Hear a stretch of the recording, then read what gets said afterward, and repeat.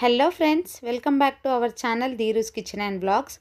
ఇవాల్టి వ్లాగ్ వచ్చేసి కార్తీక చివరి సోమవారం అండి. చివరి సోమవారం మా ఇంట్లో నేనైతే ఎలా చేసుకున్నానో మీతో షేర్ చేసుకుందామని ఈ వ్లాగ్ని అయితే చేస్తున్నానండి. కార్తీక మాసం ప్రతి వారం ప్రతిరోజు చాలా అంటే చాలా విశిష్టమైందని చెప్పుకోవచ్చు. ఎందుకంటే ఈరోజు ఆ రోజు అని లేకుండా కార్తీక మాసం అంతా కూడా మనము భక్తి శ్రద్ధలతో ఆ శివయ్యని స్మరించుకోవాలని చెప్తూ ఉంటారు కదండి. కార్తీక మాసంలో మామూలుగా రోజు కూడా వ్రతాలు, నోములు, పూజలు ఇలా నిత్యం జరుగుతూనే ఉంటాయి. ఈ మాసం అంతా కూడా చాలా పవిత్రమైంది. శివారాధన, అలాగే మనము దామోదరుని కూడా కొలుస్తాం కదండి. ప్రొద్దున్నే లేచి తులసమ్మ దగ్గర మనము ఇలా వ్రొత్తులు ముట్టించుకోవడం కానీ, ఈవినింగ్ ముట్టియడం ఇలా చేస్తూ ఉంటాము.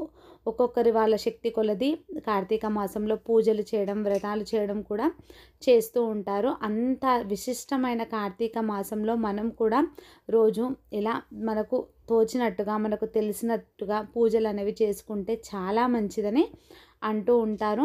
మనము 1 ఇయర్ లోపు, అదే సంవత్సరం అంతా కూడా ఏ రోజైనా మనము ఇంట్లో దీపం ముట్టించకపోయినా కార్తీక మాసంలో పౌర్ణమి రోజు ముట్టించుకుంటే అన్నీ కూడా మనము ముట్టించినంత విలువ అనేది వస్తుందని అంటూ ఉంటారు కదండి.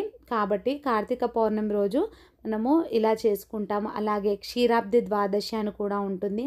ఆ రోజు కూడా ఇలా తులసమ్మ కళ్యాణం అనేది జరుగుతూ ఉంటుంది కదా. ఇలా కార్తీక మాసంలో చెప్పుకుంటూ పోతే ప్రతి రోజుకు కూడా ఒక విశిష్టత అనేది ఉంది.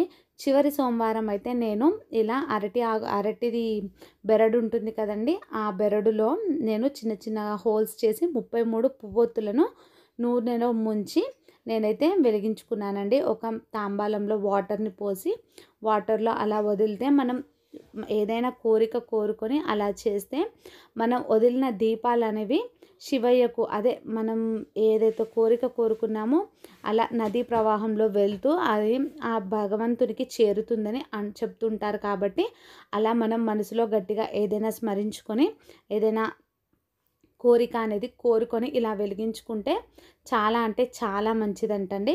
కాబట్టి నాకు ఇలా చివరి సోమవారం అయితే నేను తులసమ్మ దగ్గర ఇలా చేసుకున్నాను. ముందుగా మనము ఏ దానికైనా కూడా మంచిగా నీట్గా అంతా తుడిచేసుకొని పద్మం ముగ్గు అయితే వేసుకొని పసుపు కుంకుమలతో అలంకరణ చేసుకోవాలి.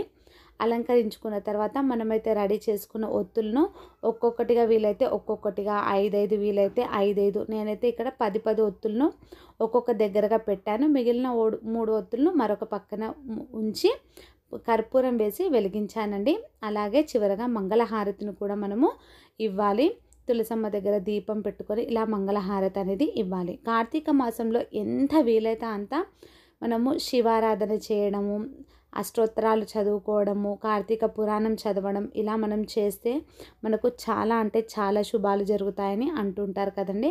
కాబట్టి మనకు వీలైనంతగా మనము కార్తీక మాసంలో పూజలు అనేవి చేసుకోవాలి మనకు తోచినట్టుగా.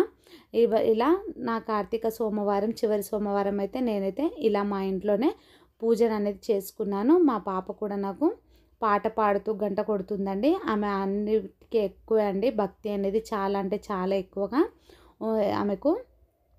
చివరగా పసుపు కుంకుమ అక్షంతలు వేసి మనము ప్రదక్షిణలు చేసుకోవాలి. ప్రదక్షిణ చేసుకొని మనసారా మనము మరొక్కసారి కూడా మంచిగా మన మనసులో ఉన్న కోరికను మనము ఆ భగవంతునితో చెప్పుకోవాలి. ఇలా చేయడం అనేది చాలా అంటే చాలా మంచిదంటండి. కాబట్టి మీకు వీలైతే మీరు కూడా ఇప్పుడు కార్తీక మాసం అమావాస్య తర్వాత కూడా ఇలా చేసుకుంటారు. నెక్స్ట్ రోజు మీరు కూడా ఒకసారి ట్రై చేయండి. Thank you for watching.